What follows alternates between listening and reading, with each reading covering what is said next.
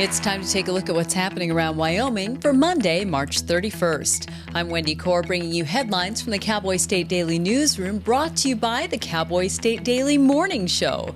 From 6 to 10 a.m. Monday through Friday, we bring you news, weather, sports, and in-depth interviews with newsmakers from across Wyoming. And this week, we've got a fantastic guest host, Shireen Herrera, who will keep the conversation lively. Just click on the Cowboy State Daily homepage to join in. A new TV series on Paramount Plus will feature the story of Keith Jesperson, who admitted to murdering at least 8 women across 5 states, including Wyoming, between 1990 and 1995. Cowboy State Daily's Jen Coker spoke with one of the detectives who interviewed the serial killer in 1996 about how he murdered 21-year-old Angela Sabriz at a truck stop outside of Cheyenne. Bruce Dexter, who is the former Laramie County Sheriff's detective, who, along with John Harrison, was sent to interview Jesperson in Washington. And he sat down face to face with him and just was appalled by how proud he was of the crimes. And when they asked him, "Did you do this?" he said, "Yeah. And this is why." And his story is they had stopped. He picked up a young lady, a 21-year-old woman in Spokane, and drove her to a truck stop right outside Cheyenne. And she wanted to keep going, and he wanted to sleep. She was in a hurry. He was going to drop her off at her dad's house in Fort Collins, and she was in a hurry to keep going. And he said, "I just need to sleep." And she kept talking. So he said, "I just killed her. I put my fist in her throat." These detectives were just astounded by how glib he was and unrepentant, just zero remorse. Over the years, Jesperson has shared his story in books and news articles, as has his daughter, Melissa Moore, who spent decades of her life attempting to rectify the truth about her father's crimes that she'd learned about as a teen. Thermopolis resident Jessica Lippincott had a life-changing experience as a result of the 23andMe DNA test she took to explore her family's medical history, not only learning who her biological father was, but also discovering she had 49 half-siblings. But like other 23andMe customers, she's been doing a little soul-searching after learning the company has gone bankrupt and plans to auction itself and the genetic data it collected to the highest bidder. Cowboy State Daily's Renee Jean spoke to Lippincott and others who must decide to delete their personal data or allow it to roll over to whoever purchases the company. So she did kind of a deep dive. She says she has a science brain, so she went in the science brain mode and she started looking at, what are the laws? What can these companies do with my data? And she decided at the end of that she really wasn't that concerned about her data being with a new company. The new company still has to follow all the applicable laws that already govern such data. Hannah Snitko, she's here in Cheyenne. Her and her fiance did this during the pandemic. They kind of had opposite reactions. His reaction when he heard it was just to immediately go delete the data. And she decided that she would delete her data too, but found that she couldn't because the sites were far too busy. As of Friday, her data was still on the database. The bankruptcy court judge hearing 23andMe's case in the Eastern District of Missouri has already signed off on attempts to find a buyer for the company. Bids are due by May 7th, after which there will be a hearing to examine the potential sale sometime in June. Regan Schaefer loved classic American muscle cars and dinosaurs growing up in Powder River County, Montana, and he moved to Laramie to learn automobile collision repair, painting, and upholstery at Wyotech. But last Sunday, Schaefer stopped on Highway 130 between Laramie and Centennial to assist the injured driver of a single-car accident, but that's when another driver crashed into the scene, killing Schaefer.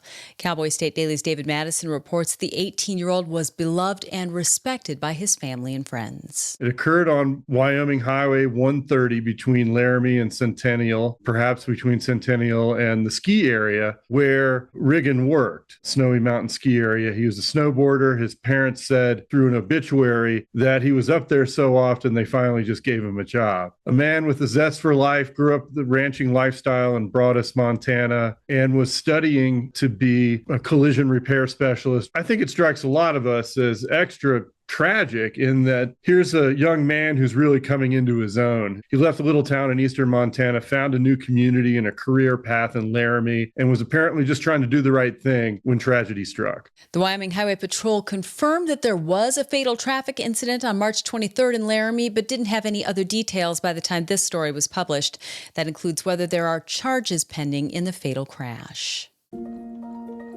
Well, even in a state as gun-friendly as Wyoming, the legal boundaries for opening fire on a thief are strict, and it's best to know the law before reaching for a firearm. That's what some experts told Cowboy State Daily's Mark Hines.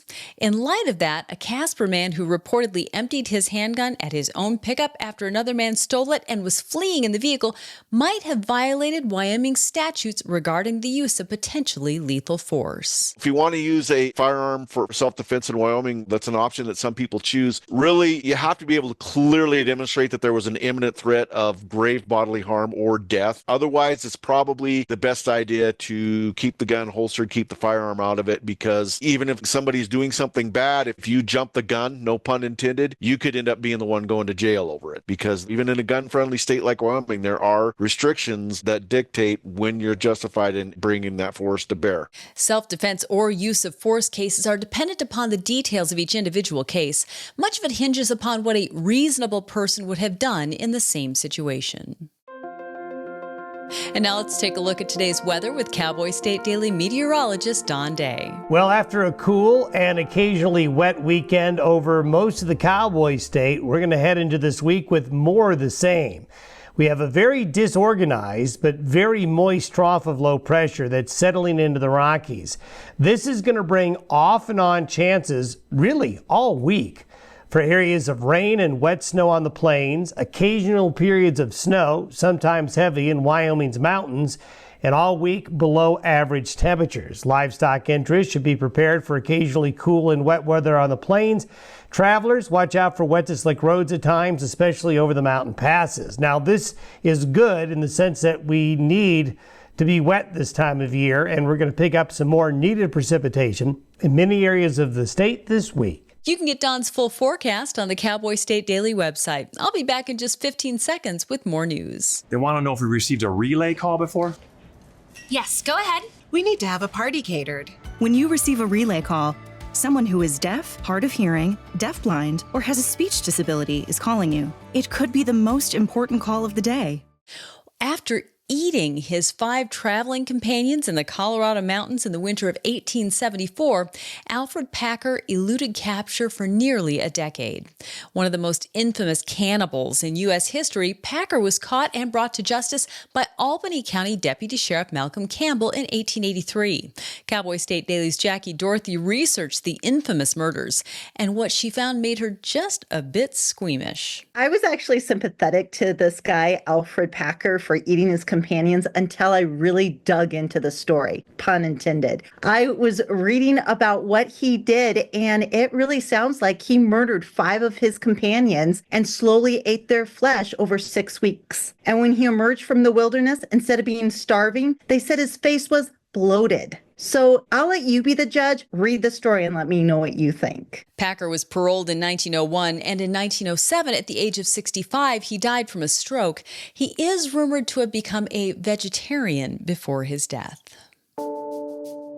Well, a set of Wyoming ranchers are asking for President Donald Trump's help in settling a dispute between the U.S. Forest Service and their daughter and son-in-law on the younger couple's South Dakota ranch.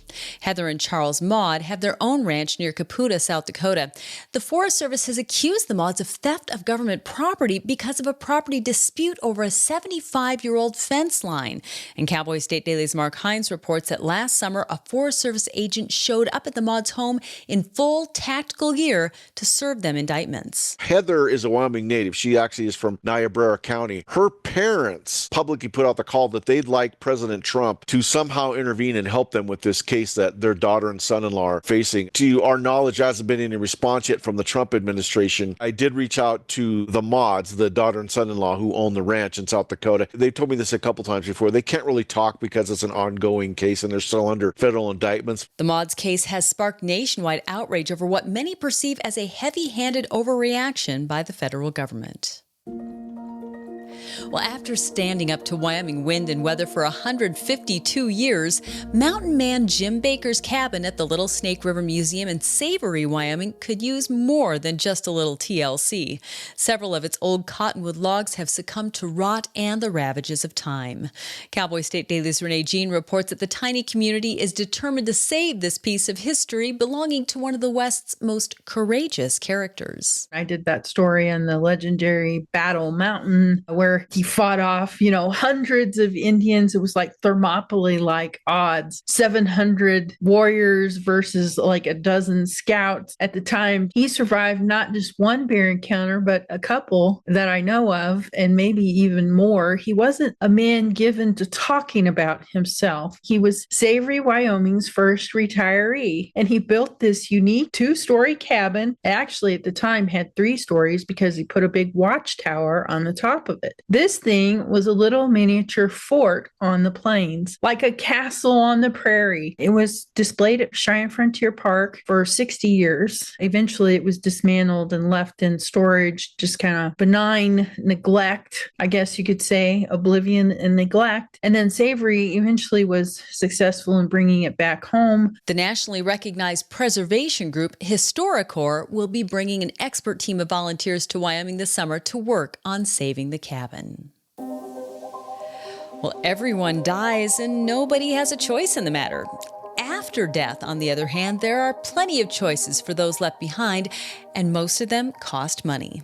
From playful parlor services to high mountain memorials and backyard burials, Wyomingites are known to personalize their final dispositions. State funeral directors told Cowboy State Daily's Zach Sontag that they are eager to accommodate any and every custom. One director I spoke with, I love this phrase. He said, as long as it's not illegal, unethical, or immoral, we can probably make that happen. The average cost that somebody's paying is about $10,000, but that can go up or down because there's so many variables. The casket is a huge variable. On the high end, those things run as much as $14,000, so pretty pricey. And then on the other end of the casket equation, you're dealing with things that are as simple as single-ply fiberboard with a cloth, and they'll just give those things away for free. Because of the expenses, a lot of people have been moving towards cremation. An average cremation is going to cost you about $3,000 and some change. That's just the cremation and nothing else. But below cremation too, also interesting is, and a lot of people don't know this, but you have the option of doing a direct burial yourself. You don't have to go through a funeral parlor. And this is a good option for people largely because it's affordable.